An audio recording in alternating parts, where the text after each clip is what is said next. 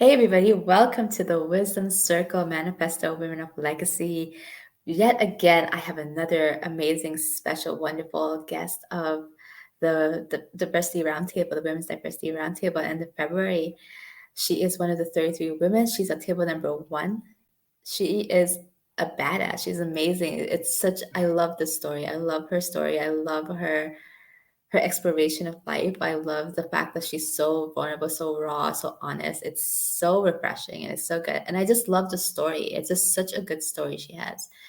And not even just that, she's more than her story. She's her teachings, she's her life, she's her embodiment, she's the way that she walks into life. And I think that's really pertinent and really powerful and really speaks for itself once you get to know her. And I'm really, really excited. This is almost ending off our series for the roundtable and the manifesto, or the roundtable and the summit. And we have about two or three more episodes to go for this. But I'm really, really glad to have Bruna Rocha with us today. Such a good story of how she got into coaching and like what brought her here. And I'm so excited to have her in this space and have her be part of our little shindig for this next half an hour and then actually have her sitting at the tables with the rest of the women. She's a coach, she's a mentor, she deals with intersexuality, inner intimacy, and building that within yourself and then extending it outer into the outer world. And she helps liberate you in ways that you need to be liberated and sheds light onto places that you need light to be shed. And I am so happy and so proud to have a woman like her at our table sing with us. Bruno, would you like to introduce yourself? Hello, everyone. Namaste. I'm Bruna Rocha, as Ella said. I'm from Brazil, actually, originally from Brazil. I live in Europe. And a little bit about my work is I'm an inner relationship and intimacy coach. My approach is more in a, how can I say, I don't do like only one side of spirituality or the other side. I try to integrate human being as a whole, because that's how I managed to save my life, right?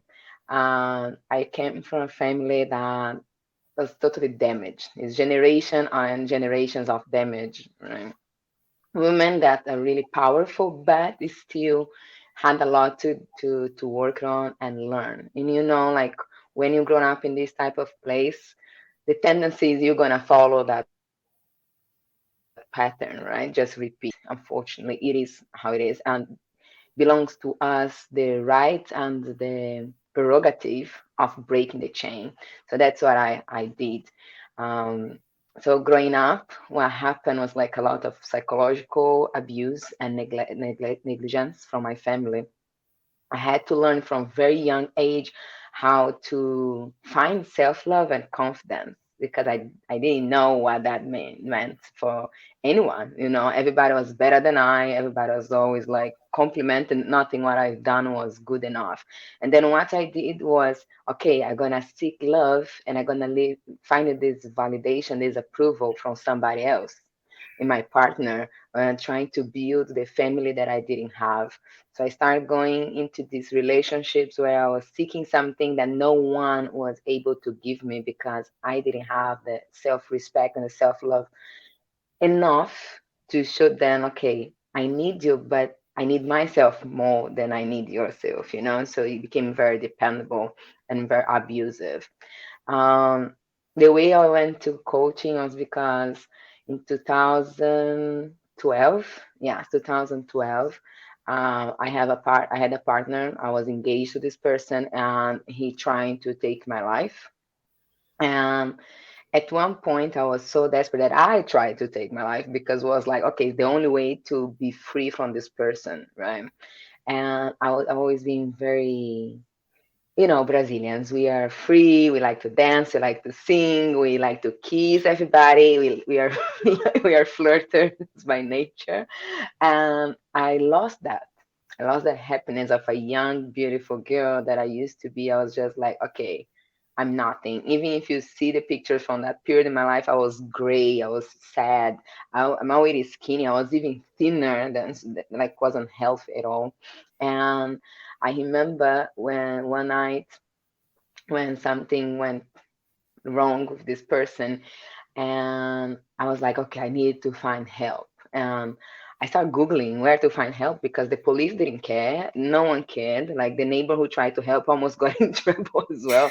So I was like, okay, let's Google, And I went on internet and I found EFT tapping, the emotional freedom technique. Yeah. And Yes. that's what is like literally saved me that time, that okay, I cannot, the way out is not by killing myself, is not by being crazy and drink myself off so I don't feel the pain when he beat me up, because sometimes we're just like, okay, I don't have where to go. I didn't have the money to support me that time, so I was like, okay, just stay here and take as best as you can, a good beat, let's say. Yeah. And so I started doing the EFT. I went to yoga and meditation. I took it really seriously. It's like I'm this type of person. When I jump into something, I go and it's a dog with a bone. Yeah. Okay, Yeah. I'm gonna, yeah. So that's how it started. My own process of healing, of growing, of understand why I went through the things, why those things happened to me. Like I'm not the one to be blamed, because I know we women have this tendency of blaming ourselves. Men as well, like there are men who suffers. Let's recognize that, ladies. Please, if there are ladies watching, we have men who suffer as well. So once I got my power back, and I was like, okay, I am a high sexual person, and that time already I built up my little empire already when I managed to go away from that relationship. And I started to get a lot of invitations to work in the adult industry with my ex-husband. That time I already passed 4 years. I got married, and I love that guy. He was a nice guy, but sometimes it doesn't work. Even though they're nice, it doesn't work. I'm a free bird. He's a bird in the cage, so it didn't go very well, the situation. But yeah, that's what happened. And we started working in the adult industry, and I had the opportunity to explore my sexuality to a level that I never could imagine. I'm not saying this is the best way for you to explore your sexuality, please don't take me wrong. But for me, for that time in my life, was good. You know, Mm. I made a lot of money, of course, made good money. I created a life for myself. I managed to, own things that I was always dreams, because when you're a model and you're not so famous, yeah, the money is good, but not that good.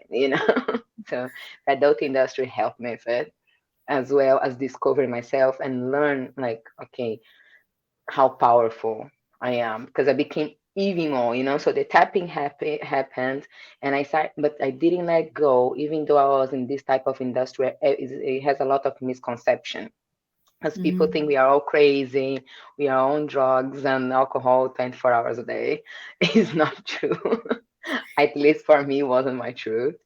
So the thing, like, even if you go back and see some of my interviews, they ask what I used to do before a scene, before filming, and I'll be like, oh, I normally tap, and no one knew what I was tapping. And I'm like, okay, and I do meditation. They're like, you meditate before sex? I was like, yes, I do. And once I learned, after I started learning, I was Ho'oponopono. I'll be doing during the scene. I'll be doing the Ho'oponopono on the scene, like, okay, I'm here, but you know.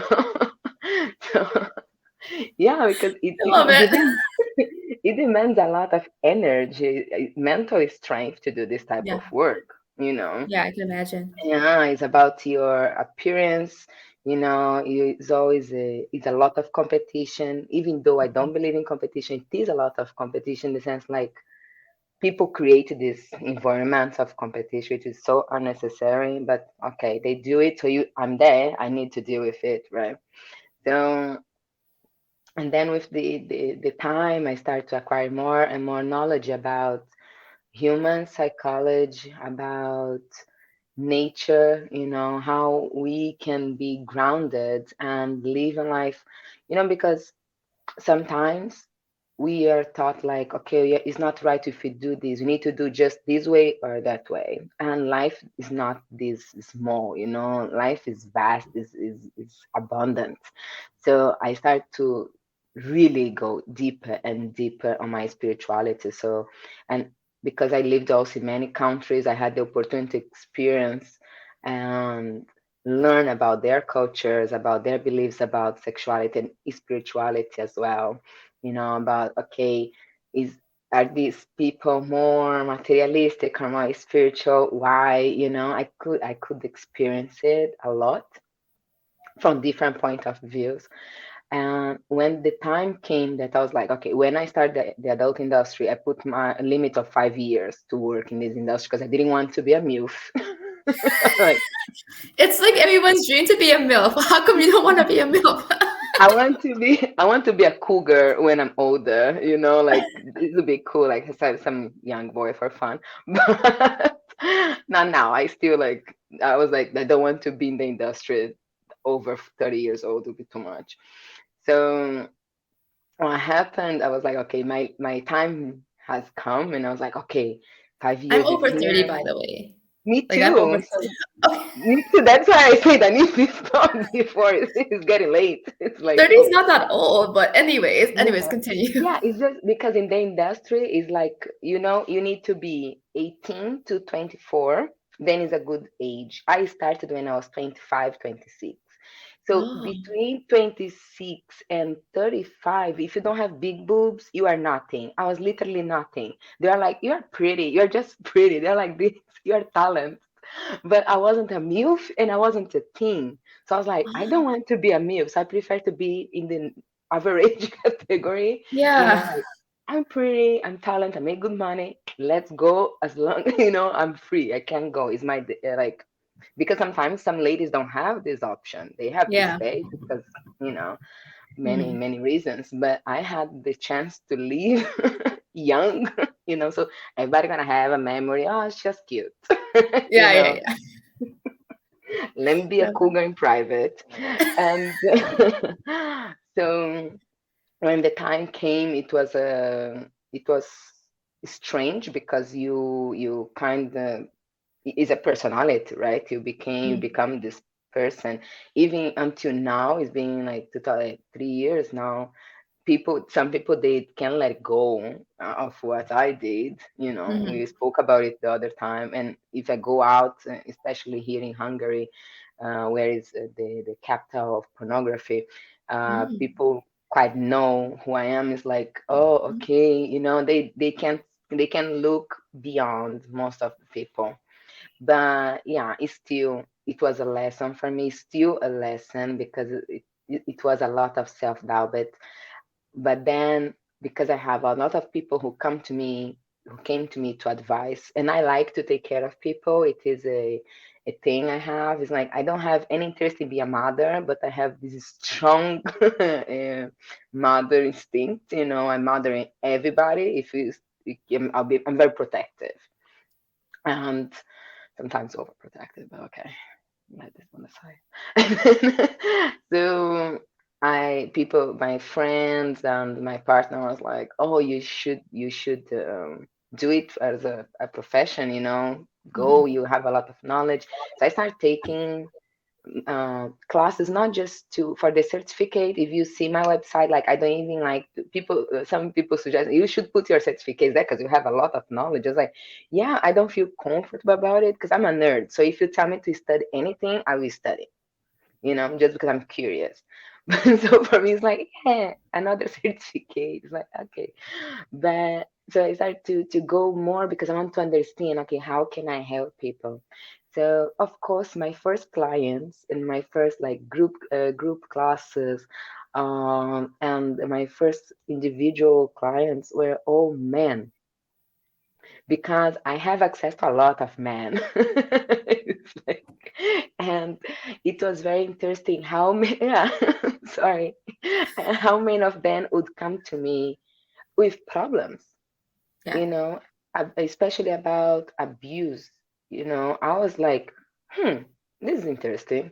It's Mm, something that I wasn't expecting because at first I thought to work with women, and then I was like, yeah, I don't know how women will feel, because like, come on, I used to be a porn star, so it's like it's easy for you to talk, I had this response sometimes. I was like, okay, cool. The guys, they're more like, of course, I had to put on my contract like, don't know any funny business because people love to have funny business, and but they were more open and vulnerable to my approach and my way of being sincere and very straightforward. Like, so that's how I started since 2020. 2020, Fit Vibes became official, actually. And I'm like, okay, this is my business. I'm going to embrace it. And I will try to help many people I can, because the experience is sexuality. I do not just physical, of course, this is the less important, but the spiritual side, okay? How I can, as a woman, not feel shame, ashamed for what I did because society tends to shame women a lot, you know. I wrote an article a few weeks ago about it because it's funny. It's like a man, he's a stallion, he's wow, he's amazing, Mm, he's a man. But a lady, she's a slut, if she mm, does it public or not. mm, Because I did open for the whole world to see. It's like, oh, she's a gold digger. She's just mm. interested in money. If a woman wants just to have sex because she's just like discovering, her body, she's curious. She's like, I want to come. Why not? you know, if you're not good, I'm going to the other one because maybe you have a little expectation sometimes. The next one will be better. And then if she does it, you'll be like, she's this, she's that. So this is what I try to bring um, out from people, this confidence. Like, okay, you can go. You don't need to have the prejudice from society or from your ex partner who humiliated you, who said things for you, or even those amazing partners who say, like, you're never gonna have somebody like me. It's like, really? Really? It's like, you really think that, So, and some of us, we carry this stigma forever, and then we just keep, rotating from relationship to relationship, bringing, we are here trying to be happy, but on the same time, we have the voice from the ex, who said it, who humiliated you, who said you're not enough for them, or yeah, then you create this fear of, okay, I can't go dating again. I've been there, of course, because I was like divorced sex workers, like, ooh, okay. I'm collecting, a lot of reasons to people don't want me. And I had people who told me like, no one gonna want you because of your past. It's like, wow. And now to have found somebody that doesn't give a damn about it, it's kind of like, yeah, I'm proud she picked me. No, it's like he's really sweet, It's really like, oh, okay. Because we cannot ever let go of the belief that there is always, if you want somebody, of course, some people don't want anybody, it's okay as well. Man, you cannot let go or forget, that there is love. Love actually exists, even though it's a planet, a world where very harsh. We are very harsh on each other. There is still people who are compassionate, who will love you for real. I talk a lot. If you don't stop me, I don't. No, that's okay. We're gonna switch over. I just loved it. I honestly, I loved it. I loved it. It was so. This is a perfect place to switch over to the next part. But no, I didn't stop because I was just loving every bit of it. It's fine. We have time. I double checked. We're fine. That's why I was checking. But this is a Oh, good place to segue over into the next bit. But every bit that you said was amazing. It was beautiful. I loved it. I think I just loved every bit of it, honestly, to tell you the truth. So that's why I didn't stop you. I was like, no, this is amazing. This is too good. I loved it all.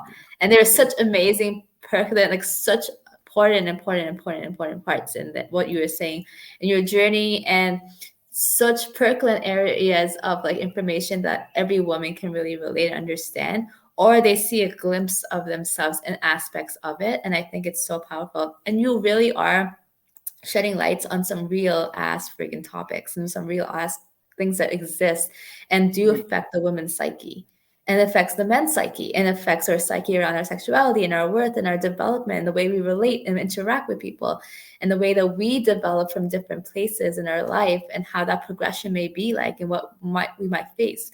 So I think it is so valuable. And I don't think I've said this in any of the interviews or whatever, but I'm West Indian, so I'm South American as well. So I'm not exactly like, I'm not Latino or Brazilian or anything like that, but I do know of that demographic and that environment, and I'm absolutely so proud of you. So I think it's amazing. Thank you.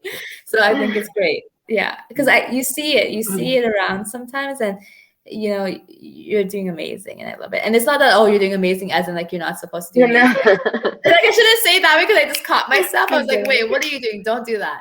No, that's that's wrong. I take that back. That was a wrong thing for me to say. I shouldn't do that. But I mean, this Okay. story is so valuable, and I think this information and your coaching is so valuable, and it's just, it really talks upon things that really exist, like the abuse that we could face from a partner or a spouse, and the words and the verbal abuse, and our strive and reason why we go into like becoming an adult film star or becoming a model, like these type of things. Or like, I don't think anything is wrong with becoming a porn star or an adult film star. And it's just like what is taken from that experience and the intention, and like the witnessing and this, living the truth of it. Like, yeah, I did this, and like, or it could be positive or negative. Like, everyone has different experiences of it.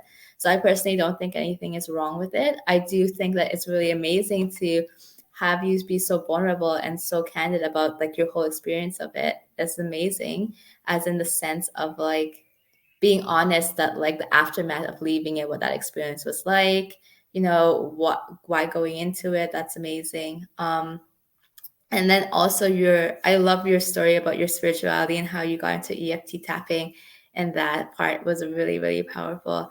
And I think this is why I wanted to bring up the Latin American, South American aspect, because I was just thinking about this a couple of days ago. I feel like, and I could be wrong because I'm generalizing it, but I feel like, because I'm Guyanese, I'm from Guyana, and I feel like in our cultures, we're very quick to go to the suicide thoughts. I just feel like compared to other races, I just feel like South Americans, we're very quick to go to suicidal thoughts. Yeah. That's how I feel. So when the fact that you brought that up, I was like, thank you for bringing that into awareness, because I feel like I don't know exactly what the history is behind it or why the case is, but I think we're very highly prone to those thoughts and very highly prone to that kind of thought, that mentality. So that's why I wanted to bring up my background, because that's what kind of stuck out into my mind. And I know that's not something spoken about a lot, is that suicidal piece. And then how some of the cultures are very like subjective. And I know South Americans are subjected to that highly. Like, we're a culture that just go to it. We Sure. just go to it. So Yeah. I thank you for bringing that up and talking about that. Okay, so Thank awesome. you too. Awesome, cool. Okay, so let's jump into the second half, or the fourth part, or whatever you want to call it. So, Okay. so this part is essentially going to be, if you haven't, you should have probably listened to a whole bunch of these different series before. Sorry. So this part is where I get to ask Bruna. One second, let me drink some water. Good idea. Yeah. uh, Usually when that happens, I'm not speaking my truth to some caliber, so I have to check into it and see what it is. I don't know what it is, but Mm. maybe I'll come back in a few minutes. So we're stepping into the next segment, and this is going to be a question and answer segment. This part is supposed to emulate the experience of the roundtable and of the actual summit itself. Like I said, Bruna is part of table number one. She is going to be sharing her story and really bringing emotion and energetics into her experience as she shares how diversity has been with her. This segment is where I get to ask 3 out of the 5 questions Bruna has responded to me with her, out of the list of questions I gave the women. And my job is not to react verbally, at least, and I'm trying body wise not to. I'm very expressive, so I'm going to try to hold it in. And it's all about Bruna's response and us tapping into the energetics and the energy that she's doing into that. So I'm going to ask you those questions, hold space for you. You're going to answer them. And then after that, we're going to go to the fun things and we're going to talk about some really fun, juicy things that Bruna has given to us. And we're going to explore that together. And then you're going to find out how to get into her juicy magic even more about intimacy and the inner work and all that beautiful stuff in the coaching and the mentorship that she does.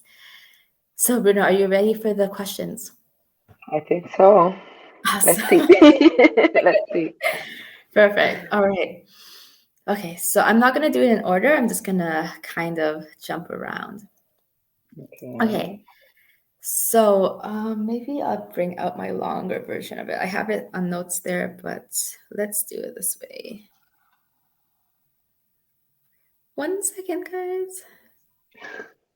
Dun, dun, dun, dun, dun. The commercial song. Dun, Yeah. dun, dun, dun, dun. Okay, I got it. All right. Without giving away too much, what can your audience expect from you within the roundtable and summit?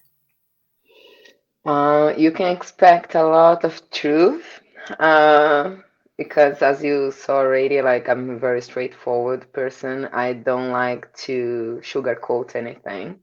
So if you are not like your ears are sensitive, or you're like a person not how can I put this in good words? Like don't like graphics, for example, too graphic expressions. Um, Maybe don't come, but yeah, that's what you can say. It's like I like to embrace sexuality and the human body as it is, So I want to share some techniques, of course, because we women, that most of women haven't experienced an actual orgasm, for example, either by themselves or just by themselves with or if without like not with a partner. So I think this is supposed to be a law that is forbidden woman not to come. Woman supposed to always have an orgasm at least once a day.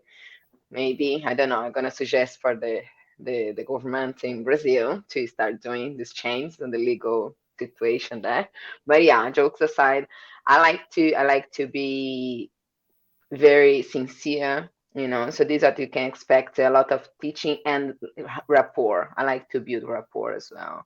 It is my experience is true, but I want to connect with everyone. Otherwise, it's pointless to do coaching, right? Like otherwise, it'd be just a narcissistic doing a monologue.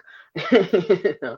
So that's what I think you can expect. And fun as well, because I like to make fun of things. Life is too short to don't laugh.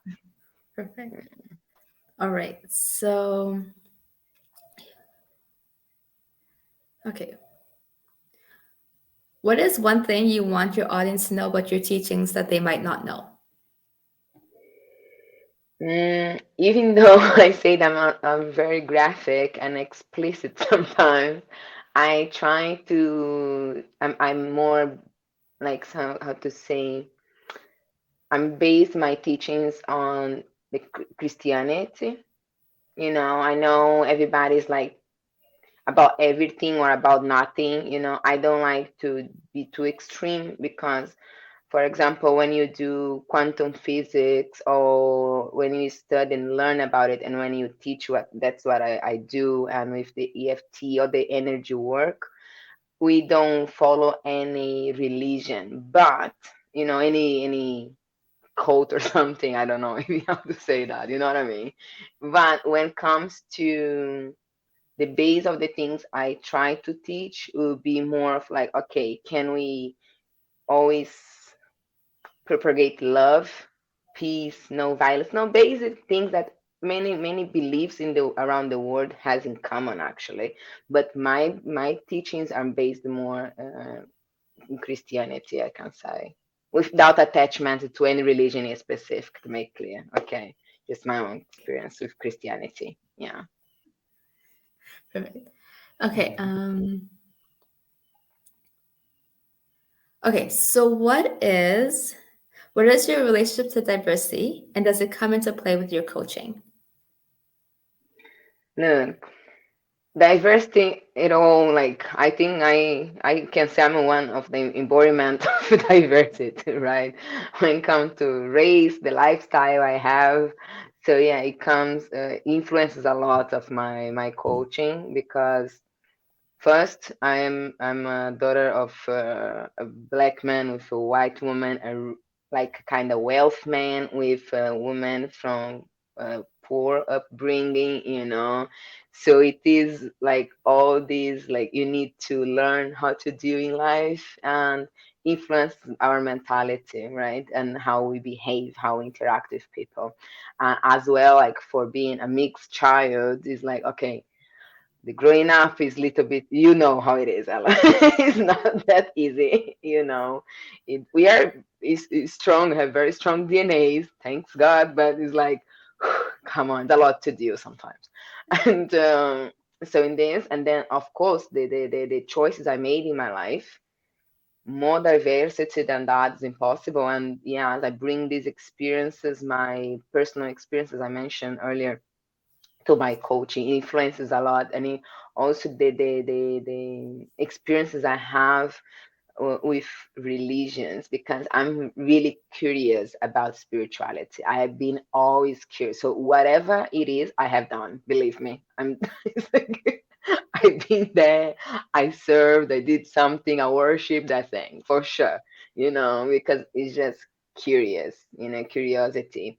And it's not something to be ashamed of, but I think I can relate more with other people as well. So it's good for my coaching. Beautiful. All right, so we're on to the next part. This part is all about the fun things. So, in addition to sending the women a long list of questions that luckily, graciously, Bruna was able to send me five, and you just listened to three of them, I also asked the women to send me their theme song to their life or a moment in their life right now. In addition to that, they were going to give me a hashtag, which is going to be used in the contest that you don't know about it yet. You're going to know about it in a few minutes. But before we jump into that hashtag and the prize that Bruna is going to be giving, we are actually going to tap into and allow Bruna to, because I'm going to butcher the name if I try to say it. Like, I think it's, yeah, I'm going to let you say it. I don't speak Portuguese. Try, you I'm should just, try. Come on. oh, girl, you should say it Just for first us and I to just repeat laugh. it. Just I'm so gonna we get can some laugh. Brazilians that'll be so mad at me right now, and some Portuguese gonna be like, "What is this woman talking about?" Nope, you're gonna say it, and then I'm gonna try to say it afterwards. My Um, camera is low. Hold is it on. blurry? Yes. Is it I don't know okay? why. Let me do it like this and then come on. I don't know. Yes, It's there we okay. go. Perfect, amazing.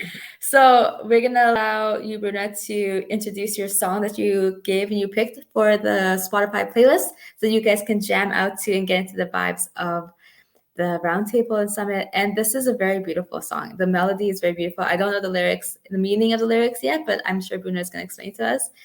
So if you want to let everybody who's listening on the podcast and watching us on Instagram or Facebook or YouTube about your song and why you chose it and the meaning of it in English would be amazing. Okay, so the song is called Bendize, Ó Minha Alma, by Ludmila Ferber.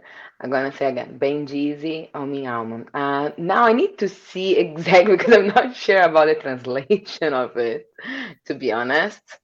From Bendize, it's Yeah. like I never use, I think, this word.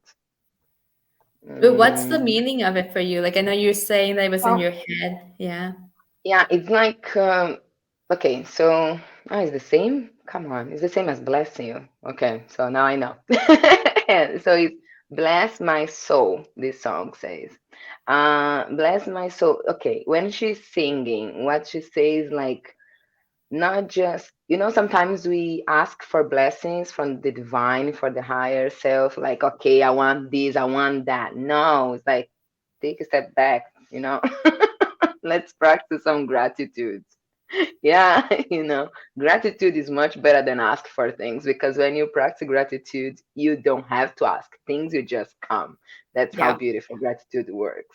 And this song says, like, okay, bless me for being righteous, you know, to act correct to your word, you know, to the divine, in this case, to God, you know. And She says like bendize a minha alma, oh Senhor. Everything what is you find in me that be worth of your blessings. Like okay, the words I speak that will be to bless people, then just you don't do that. God can look on you and find only grace things to so he can bless you, because we can't be like, okay, I'm doing all the inner work, whatever you're doing, and then I'm looking at my friend here and judging him or judging her for Mhm. their sexual choices, for example. Like, oh, really? You did this? Like, let it be. Or because they decide to, for example, I can say what people tend, especially nowadays because of social media and the false lifestyle people want to have. It's like I will judge you because you live a life much more down to earth. And I'm Mhm. busy collecting coins. It's like, so you can, but I'm doing the inner work. It's like, so this is not really what is a divine lifestyle. It's like, that if you really want to live a spiritual life, you know that. I think most of you who, even if you don't live it as in this way, we all know, or at least heard once in our life, like you can't be like greed, and wanting to be spiritual. You need to find the balance.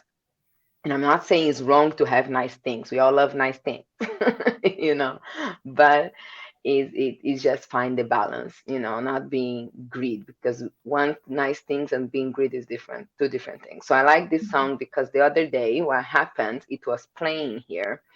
I was listening, I was doing some writing, blah blah blah, and I was like, oh, let me go back to this song. So I went back on this song, and then I have just this. Okay, people would judge me or maybe not now, but I had, yeah, because it's like not everybody understand what I'm gonna say, but I can explain next time more in deeper for you guys.